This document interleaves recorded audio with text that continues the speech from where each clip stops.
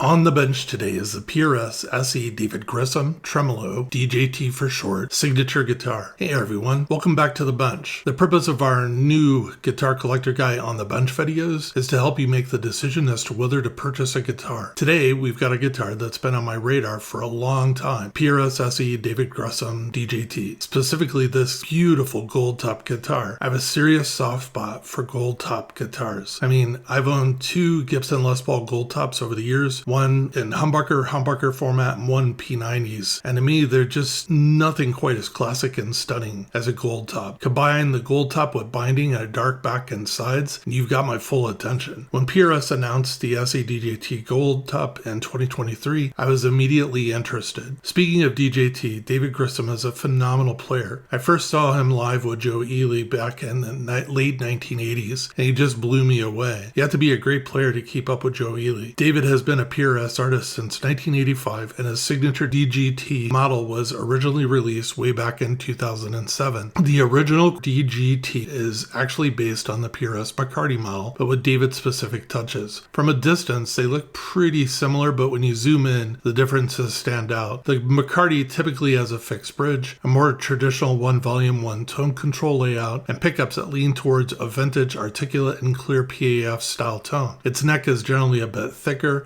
offering that comfortable vintage-inspired feel. Now, the DGT, that's where you get the PRS tremolo system, dual volume controls for more blending options, a huge feature for mini players, and hotter DGT pickups specifically developed for blues and rock. And of course, there's David Grissom's custom neck carve, a C shape designed for ultimate playability, allowing for easy thumb over the top playing. Some players find it slightly narrower at the nut compared to the McCarty's wider profiles. So what about this PRS SE version of the DGT? Well, the Indonesian-made SE DGT is a faithful rendition of that USA-made DGT model. Obviously, to hit this price point, there are some differences. You'll find a slightly different neck carve than the core, less figured tone woods, a more utilitarian rosewood fretboard, still great, just not as fancy, a poly finish instead of nitro, non-locking tuners, a synthetic nut instead of bone, and the DGT S pickups rather than the USA DGT pickups.